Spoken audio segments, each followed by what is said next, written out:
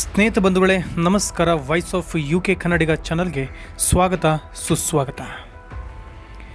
ಮೊನ್ನೆ ಮಾತ್ರ ರಾಜ್ಯವೇ ಬರಗಾಲವೆಂಬ ಹೊದಿಕೆಯನ್ನು ಹೊದ್ದುಕೊಂಡಿದ್ದು ಇದೀಗ ಜಲಪ್ರವಾಹದೊಂದಿಗೆ ಗುಡ್ಡಗಳೇ ಕುಸಿಯುತ್ತಿವೆ. ಎಲ್ಲಿ ಯಾವಾಗ ಯಾವ ಗುಡ್ಡ ಕುಸಿಯುತ್ತದೆ ಎಂಬ ಆತಂಕ. ಒಂದು ಕಡೆ ನೀರೇ ಇಲ್ಲದ ಬರಗಾಲವಾದರೆ ಅದರ ಮುಂದಿನ ಹೆಜ್ಜೆಗಳಲ್ಲೇ ಊರಿಡೀ ನೀರೇ ತುಂಬಿ ನೀರು ಇಂಗಿಸುವ ಕಾಡು ಬೆಟ್ಟಗಳೆದ್ದರೆ ಗುರುಳುತ್ತಿವೆ. ಅಂದರೆ ಈ ಪ್ರಾಕೃತಿಕ ದುರಂತಗಳ ಹಿನ್ನೆಲೆಯನ್ನು ಒಮ್ಮೆ ಅವಲೋಕಿಸಬೇಕು. ಹಾಗಾದರೆ ಇವತ್ತಿನ ವಿಡಿಯೋದಲ್ಲಿ ಪಶ್ಚಿಮ ಘಟ್ಟಗಳಲ್ಲಿ ಆಗುತ್ತಿರುವಂತಹ ಬದಲಾವಣೆಗಳ ಬಗ್ಗೆ ಮತ್ತು ರಾಜಕೀಯ ವ್ಯವಸ್ಥೆಗಳ ಬಗ್ಗೆ, ಅಲ್ಲಿನ ಅಭಿವೃದ್ಧಿಯ ಬಗ್ಗೆ ಒಂದಿಷ್ಟು ಮಾಹಿತಿಯನ್ನು ತಿಳಿಸಿಕೊಡುವಂತಹ ಪ್ರಯತ್ನವನ್ನು ಮಾಡ್ತಾ ಇದ್ದೇನೆ.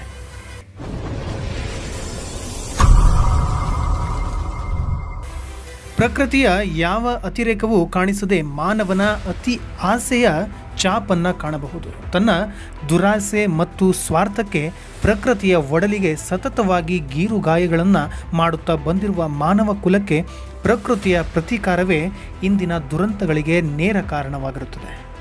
ದಕ್ಷಿಣ ಭಾರತದ ಸಕಲ ಜೀವ ಸಂಕುಲಗಳ ಬದುಕಿನ ಚೇತನಾ ಶಕ್ತಿ ಅಂದರೆ ಅದು ಪಶ್ಚಿಮ ಘಟ್ಟದ ಗಿರಿ, ಕಣಿವೆ, ಕಾನನ, ಕಂದರಗಳು. ಪಶ್ಚಿಮ ಘಟ್ಟದ ನೆಮ್ಮದಿಗೆ ಸಮಸ್ಯೆ ಆದರೆ ಅದು ಇಡೀ ದಕ್ಷಿಣ ಭಾರತದ ನೆಲ, ಜಲ, ಪರಿಸರಕ್ಕೆ ಸಮಸ್ಯೆಯಾಗುತ್ತದೆ.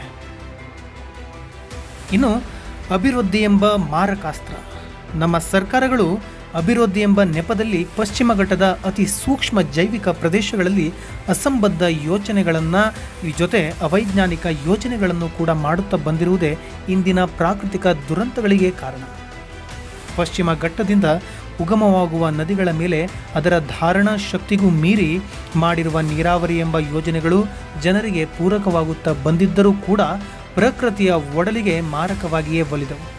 ಪಶ್ಚಿಮ ಘಟ್ಟದ ನದಿ ಮೂಲಗಳೆಂಬ ಸೂಕ್ಷ್ಮ ಪ್ರದೇಶಗಳು ನಾಶವಾಗುತ್ತಾ ಬಂದವು.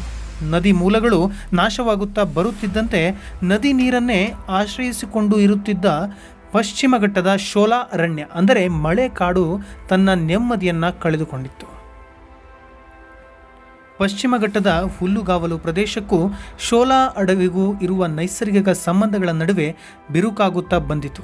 ಈ ಸಂದರ್ಭದಲ್ಲಿ ಹುಲ್ಲುಗಾವಲು ಮತ್ತು ಶೋಲಾ ಅರಣ್ಯಗಳನ್ನು ರಕ್ಷಿಸಲು ಸರ್ಕಾರದಿಂದ ಯಾವ ಚಿಂತನೆಗಳು ಆಗದೆ ಅಲ್ಲಿ ಇನ್ನಷ್ಟು ಪರಿಸರ ವಿನಾಶಕ ಯೋಜನೆಗಳಿಗೆ ಅನುಮತಿ ಸಿಕ್ಕಿದವು.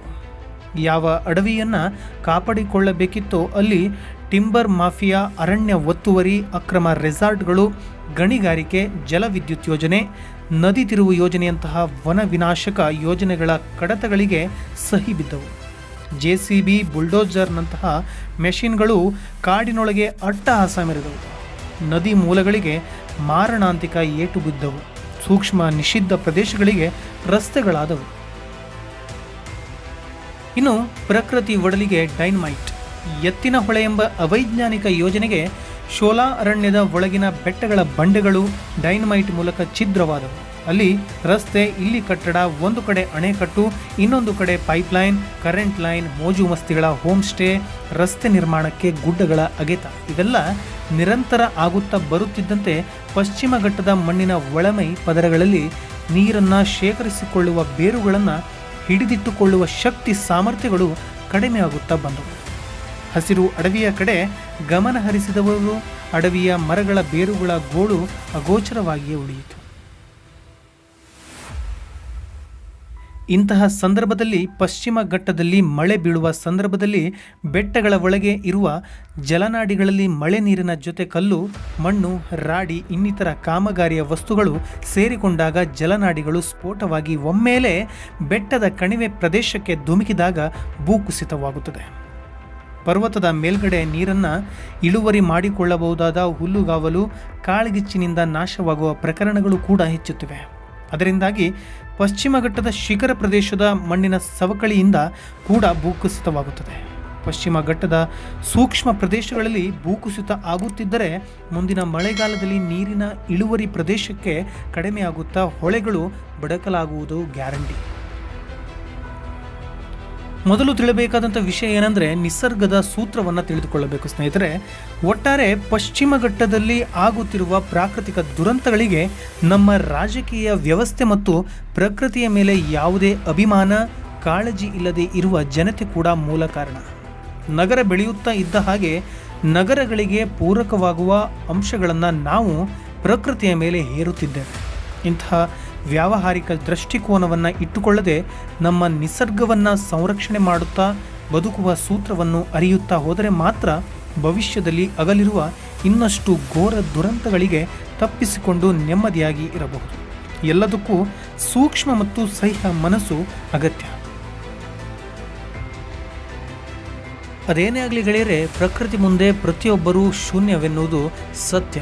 ಹಾಗಾಗಿ ಯಾವುದೇ ಕಾರಣಕ್ಕೂ ನಾವು ಪ್ರಕೃತಿಗೆ ಎದುರಾಗಿ ನಿಲ್ಲೋದಕ್ಕಿಂತ ಪ್ರಕೃತಿಯ ಮಡಿಲಿಗೆ ನಾವು ತಲೆಬಾಗುವುದು ಸೂಕ್ಷ್ಮ ಮತ್ತು ಒಳ್ಳೆಯತನ ಅನ್ನುವಂಥ ವಿಚಾರಗಳನ್ನು ತಿಳಿಸ್ತಾ ಇನ್ನು ಮುಂದಾದರೂ ಇನ್ನಷ್ಟು ಮರಗಿಡಗಳನ್ನು ಬೆಳೆಸೋಣ, ಸಂರಕ್ಷಿಸೋಣ, ಕಾಮಗಾರಿಗಳ ಬಗ್ಗೆ ಇನ್ನೆಷ್ಟು ವಿಚಾರಗಳನ್ನು ನಾವು ಯೋಜನೆಯನ್ನು ತೆಗೆದುಕೊಳ್ಳೋಣ ಅನ್ನುವಂಥ ವಿಚಾರಗಳನ್ನು ತಿಳಿಸ್ತಾ, ಹಾಗೆಯೇ ಉತ್ತರ ಕನ್ನಡದಲ್ಲಿ ಉತ್ತಮವಾದಂತಹ ಮಲ್ಟಿ ಸ್ಪೆಷಾಲಿಟಿ ಹಾಸ್ಪಿಟಲ್ ಆದಷ್ಟು ಬೇಗ ಬರಲಿ, ನೆರೆ ಸಂತ್ರಸ್ತರಿಗೆ ಮತ್ತು ನೆರೆ ಹಾವಳಿ ಆಗುವಂಥ ಪ್ರದೇಶಕ್ಕೆ ಆದಷ್ಟು ಬೇಗ ಪರಿಹಾರಗಳು ಸಿಗಲಿ, ನಾವು ಪ್ರಕೃತಿಗೆ ಎಂದಿಗೂ ತಲೆಬಾಗೋಣ ಅನ್ನುವಂಥ ವಿಷಯಗಳನ್ನು ತಿಳಿಸ್ತಾ, ಈ ಮಾಹಿತಿ ನಿಮಗೆ ಇಷ್ಟವಾಗಿದ್ದರೆ ಲೈಕ್ ಮಾಡಿ, ಶೇರ್ ಮಾಡಿ, ಕಮೆಂಟ್ ಮಾಡಿ. ಹಾಗೆಯೇ ಮುಂದಿನ ವಿಡಿಯೋದಲ್ಲಿ ಮತ್ತೊಂದು ಮಾಹಿತಿಯೊಂದಿಗೆ ಮತ್ತೆ ಬರ್ತೇನೆ. ಅಲ್ಲಿವರೆಗೂ ನಮಸ್ಕಾರ.